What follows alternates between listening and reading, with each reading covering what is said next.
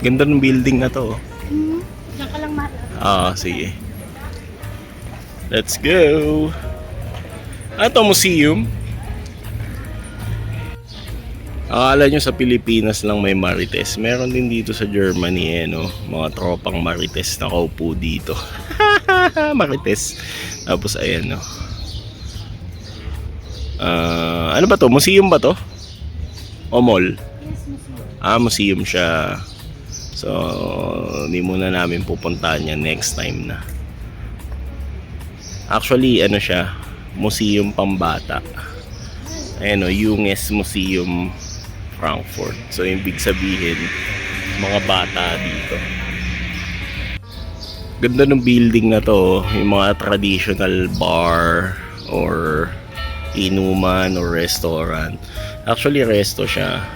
Sa lagay dyan is Haus Wertheim or Wertheim Spicer Restaurant. Ayan. Tapos dito naman parang ano siya. Ano ba yan? Bakeray? Hindi ko alam eh. Anyway, ito Evangelist Church. Ayan. Galing ano. Tapos ito nga yung Junges Museum. Yun yung mga statwa. Ang ganda ng tunog ng mga bell nila dito. Sabay-sabay mga simbahan na tumutunog yung mga bells. Ayan. Nga pala, ito na yung pangalan pala, Junges Museum. Yun, official name niya. Or sign. Wow, ang ganda. Ang ganda ng part na to. Ganda ng mga buildings. So. Simbahan yan, di ba, Jean? Hindi. Ano yan? Standesam kung saan nagpapakasal. Standesam. Diyan ba tayo pupunta? O hindi? Sa kabila. Sa kabila niyan. Ayan pala yung Standesam. Parang... Para sa yung mga nagpapakasal daw. Okay, ganda ka. Mukhang simbahan, ano? Itong simbahan. Yan. Ito. Galing eh, no? Kaka-elibs.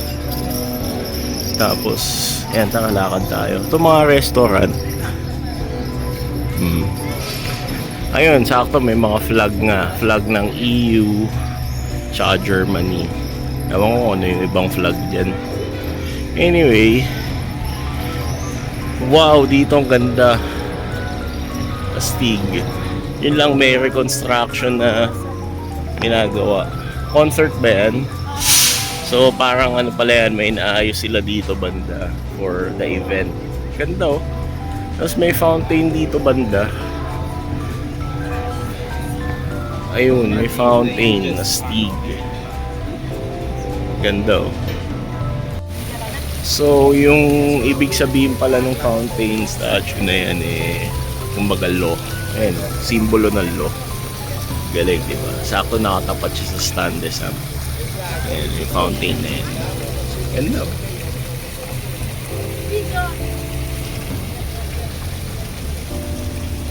Putang ina, yun lang ayoko yung flag ng mga bakla.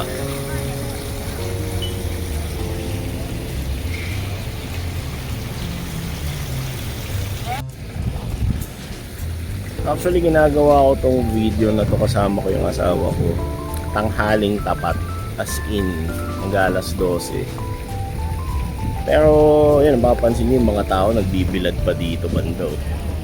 Kumakain na saging nakabilad dun sa bench.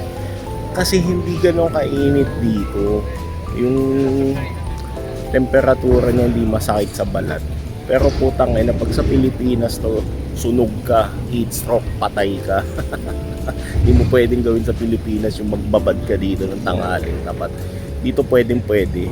Kasi nakakaano siya.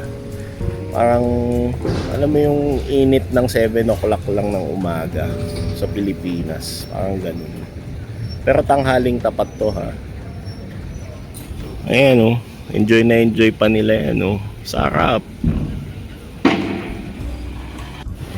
So pupunta daw tayo sa souvenir shop. There meron ditong nakalagay na Souvenir Paradise or Souvenir Paradise in English. Ayan. So, Bitternist Beruhen, bawal daw hawakan tong teddy bear na to, nakasulat yan. So, bahala siya. Ano yung papakialaman. So, ayan, mga souvenir shops. Ganda, oh. May mga postcards. Frankfurt. Ayan. Galing. Medyo may kamahalan din yan. 250 euro. Ayan. Ayan. May mga keychains. Magnets. Tapos, mga postcards na naman. Actually, parang di na uso to sa panahon natin eh, no? Pero, dito talaga, ito yung mga naalala ko, yung mga lola namin, mga tito, tita, nagpapadala ng mga postcard kung saan sila nakarating ng mga bansa. Siguro sa kana ako bibili kapag may pera na ako. Ayan, may mga paintings. Ang galing, oh. Painting nung, Strand de Samp, diba? Ayan yung Rumor Bridge, tapos yung town, diba? Then, may mga caps. Ayan, makikita mo dito yung Frankfurt caps. Style mga caps nila. Ayan, chiton. Ayan, may mga traditional dresses dyan. Siguro pang Indian. Tapos ito may mga, may mga pitsil. Ganda, oh. Parang mga, Arabic style. Pero may mga engravings ng mga medieval carves, mga ganun. Ito ganda, oh. Ganda na itsura. Okay, so may mga t-shirts, may mga tasa-tasa dyan, maliliit, may mga cups, mugs, yan, mga ganyan. Tara, nakul lang si Manong nabibilad, tanghalin tapat, tapos ay makikita mo yung mga building dyan, oh. Ganda, di ba? Minsan di ko iniisip makapunta ako sa ganitong lugar. Yung may ganitong itsura ng kapaligiran. Ang galing, may Roman Knights. Oh. Roman Knights ba yun? Hindi ko alam eh. Pero may tubig yan dito. Jing, pwede ba inumin yung tubig na yan? Mineral water ba yan? Ang Minerva Brunnen. So, nakasulat dyan, Minerva Brunnen. Ayan, gusto nyo i-scan nyo yung nyo. Ayan, may tubig dyan. Pwede bang ihian yan? O kaya Jumebs. Tapos ayan, galing, souvenirs na naman. Souvenir shops. Mga Deutschland souvenir shops. Dami, hindi ko na pupuntahan. May flag pa ng Amerika, oh. Donald Trump. And tas dito, Cafe Bar Italiano. Yan, may mga bar dyan, coffee bar. Tapos ayun, may makikita dun. Tindahan ng gold. Jing, oh. Jing. Jing. May gold. Tingnan nga natin mga gold dyan. Dahil mahilig ako sa relo, nakakita ako ng mga relo dito. So, Sin, ang pangalan niya, Sin. So, hindi naman siguro kay Johnny Sins yan, no? Sin. Ayan yung mga nila, mga relo nila. Medyo din, pricey din, mahal, mahal, 1,000 plus, parang 2,000 euro na rin. Magkano yung 2,000 euro? 100,000 pesos. 100,000 parang Rolex. Ganun yung mga datingan nila. Sa akin, lang to pipitsuging G-Shock. Anyway, to, may tindahan ng gold. Gold to, di ba? Ito, yung makikita natin yung mga gold nila dito. Kakaiba yung mga designs ng gold nila. Ayan, oh. So, parang siya, medyo pop style siya. Hindi siya tulad sa Saudi na medyo maraming kaek-ekan. Gaya nito, yan, sa Saudi gold. Hindi siya katulad nung style dito. So, ito pa lang yung nakikita kong isang gold shop actually. Yung isang nakita ko, hindi ko binidyohan eh. Anyway, ayan. So, yan, tara. Saan tayo, Jing, pupunta? Doon, sige, follow the leader. Ay po, sanggalang. Hirap kumita rin pala ng pera dito, no? Tingnan mo, tanghaling tapat si Mr. Goldman. Naghahanap buhay siya. Pusang gala. Ang init. Malulusaw ka dyan, Mr. Goldman. Pero para sa ekonomiya, ginagawa niya yan. Parang sa Pilipinas lang din, ramdam kita. Maraming Mr. Goldman sa Pilipinas. Para kumita ng barya. Ang sarap makarinig ng mga church bells, lalo pag European church bells na yun napakinggan mo. Hindi, gusto ko yung tunog niyan eh. So, mga marites na daanan natin, dami talaga marites sa buong mundo. Mga marites, chismisan ng chismisan, tanghaling tapat. Ayan. So dito makakita ka ng iba't ibang uri ng tao. May mga taga-Asia, may mga taga-Africa, Middle East. Ayan. So, nagmi-mix na rin dito sa lugar na to yung mga iba't ibang uri ng tao. Which is nakakatuwa. Kasi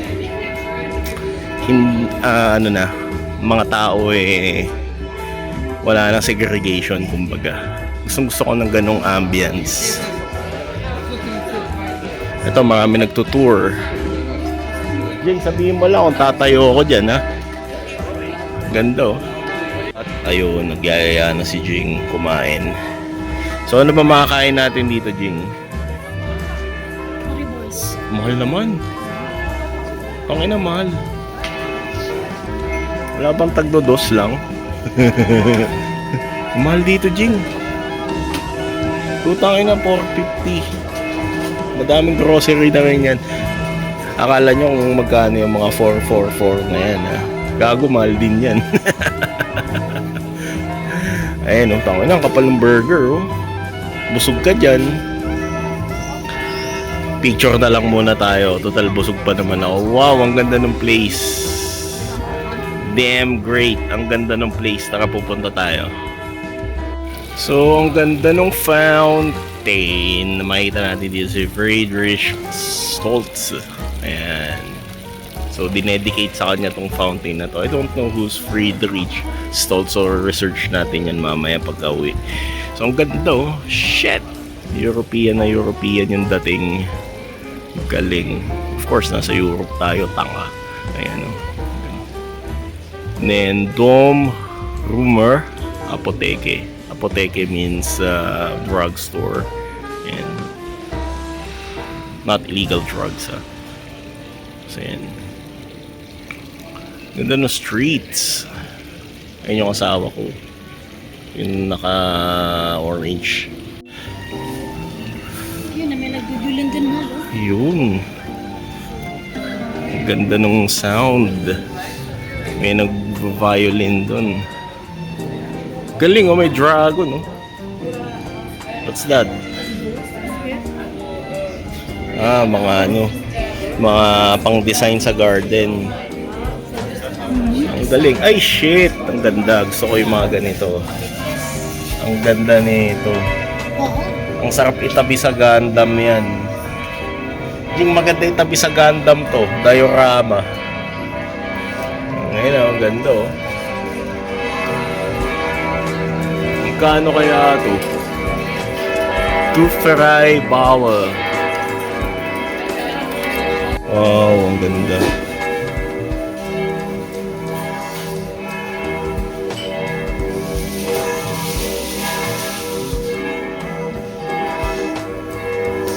Oh, 130. Mahal din.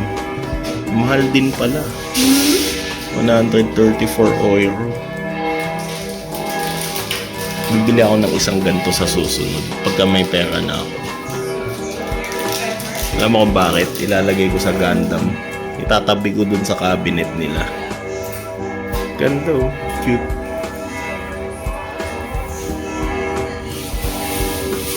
Ay, tanghaling tapat. Maraming marites. And church bells. hear the church bells. Ayan, lapit na mga marites dito sa venue na to, mga marites. Ayan, makikita natin yung mga tourist.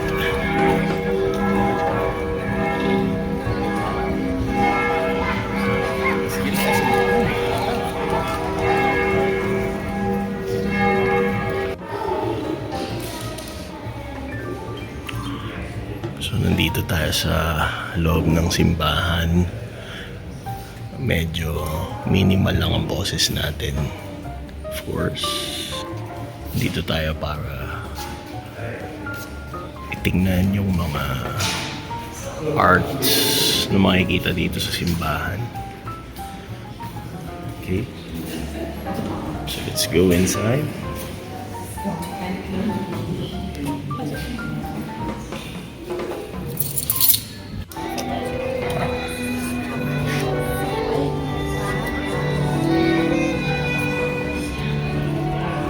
Dito tayo banda.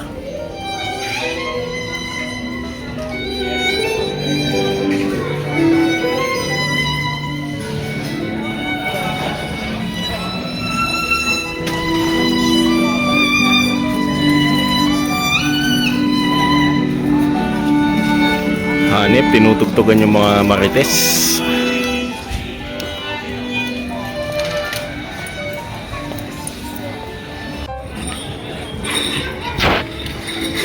So, pahinga muna tayo. Dito muna tayo sa Cucina del Grazie, Italian restaurant dito sa tabi ng simbahan. At medyo mainit. Kaya umorder kami ng ice chocolate and creamy caramel na malamig. Sakto ang init nga dito sa pwesto namin. Kanina medyo malilim pero gumagalaw ang araw, kaya ganun. So, ganito na lang muna ang pag-tour natin. Marami pa tayong itutour sa susunod na mga araw. So, ayan. Bye-bye, Jin. Bye-bye muna tayo. So, see you next time and please like and subscribe to my channel. This is Kimmerman from Kimmerman Studio saying, Grazie.